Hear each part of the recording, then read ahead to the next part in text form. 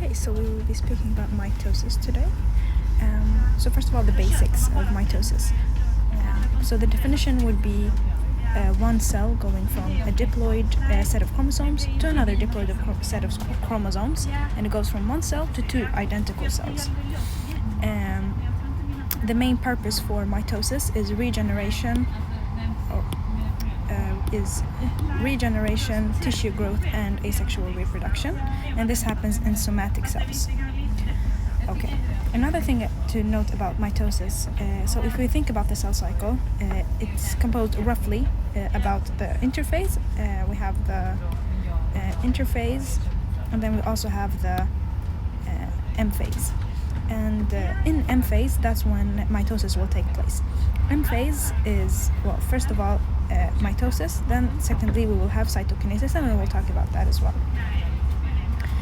Mitosis can also be called nuclear division or karyokinesis, and they refer only to mitosis. They do not refer to cytokinesis. No. So, okay. And it is the mitosis will be the first step of M phase. So, yes. And after mitosis, you will have cytokinesis. And cytokinesis is really division of cytoplasm. That is it. Okay. So, and how M phase is regulated is by CDKs. And CDKs are cyclin-dependent kinases, and their main point is to do cell phase progression. So in order for us to go from interphase to M phase, and from all the different phases in mitosis, etc., you will need these CDKs. And that's really their main job. The other thing that we will have is PLKs and aurora kinases, and they have a little bit different of a job. Their job is centrosome function, spindle formation, chromosome segregation, and cytokinesis. So logically, if something has to do with centrosome function, then obviously it will have to do with spindle formation, chromosome segregation, and cytokinesis. You can see, and also the cytokinesis is, never mind. But the PLK and aurora kinase will have to do more about the segregation than to do with the fact that the cell will move forward in its phases. So that's really the main difference between the two. Yes. Okay, so before we start speaking about prophase, let us talk about interphase. So in interphase, when a cell is trying to prepare itself for division, which will be the last step of the cell cycle, what happens here is that in S phase, which is also part of interphase, there will be the DNA replication. And in DNA replication, the cell will go from having 46 chromosomes, and in that also 46 chromatids. It will have 92 chromatids, and that's what you're seeing right here. This is 92 chromatids. And there will also be a doubling of organelles and stuff like that.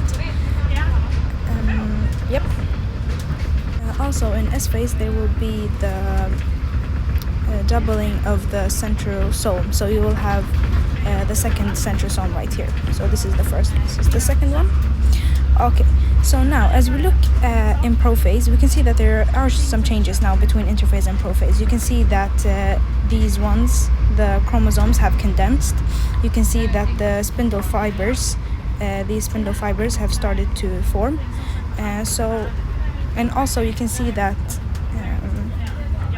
the nuclear membrane has started to disintegrate. You can see that also.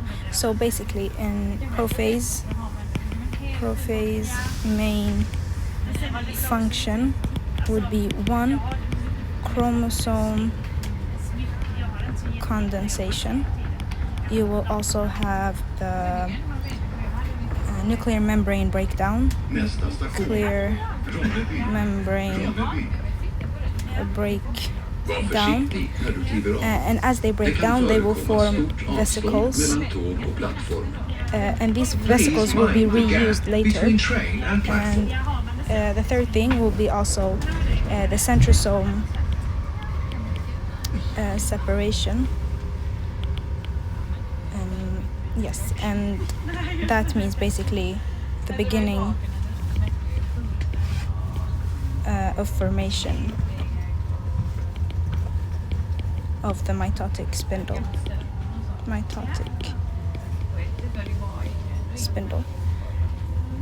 Okay, so a little bit more detail about this chromosome condensation. So a little bit how do they exactly condensate? Well, you have the CDK regulating proteins that I just talked about. So basically they will attach, and it's CDK1 will attach condensin.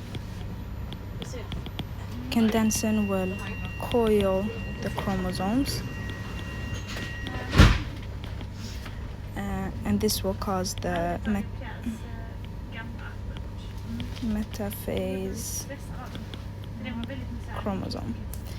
So that's one thing that will happen. The second thing that will happen is CDK1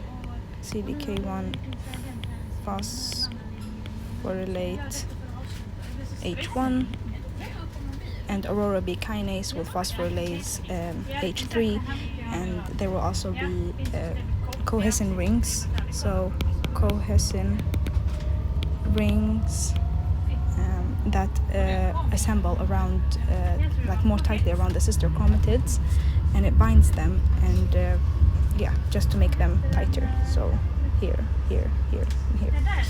Okay.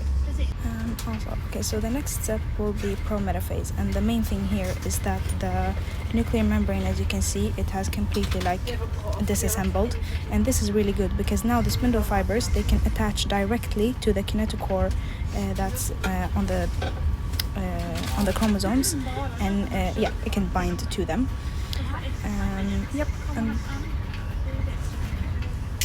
And the second thing that will happen is that the chromosomes will start to move toward the equatorial plane here on the metaphase plate. Okay, in metaphase, you can see that they align here perfectly, and also then the most important thing maybe about the metaphase is that there will be the M phase checkpoint that will just make sure that the spindle fibers are attached correctly to the chromosomes. In anaphase, what will happen is another thing about the metaphase is that it will be mediated by the APCC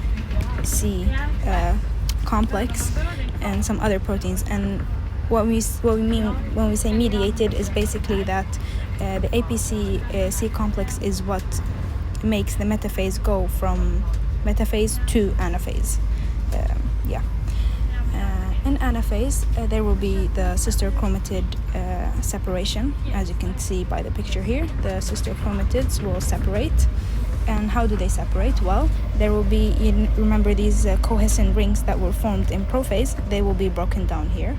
And as they're broken down, the segregation will be easier, and also the sister or the spindle fibers here, they will shorten themselves and causing a pull to the different poles.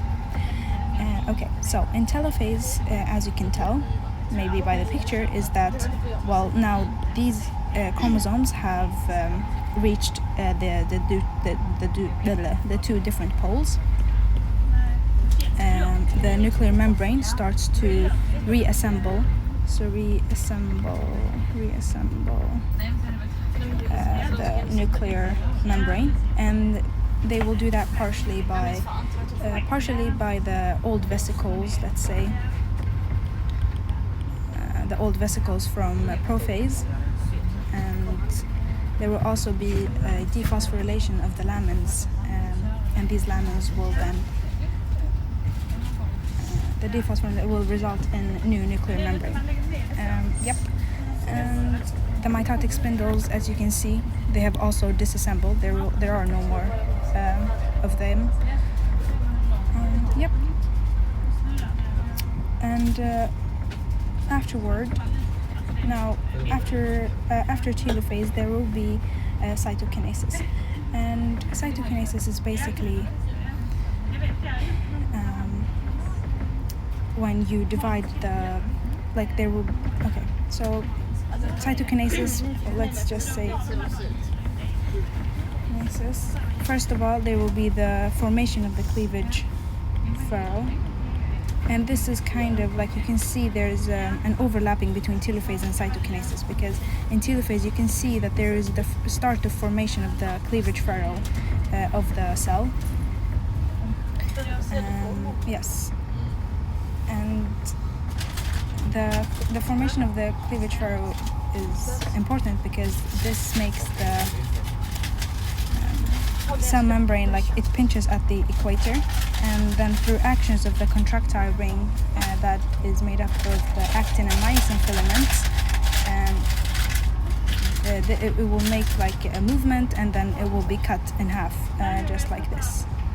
And yeah, and another thing here is the amount of chromosomes here are 46 chromosomes. We'll have 46 chromosomes and 46 chromatids, and the same thing applies to this one and to this one. And that's how you will have the mitosis.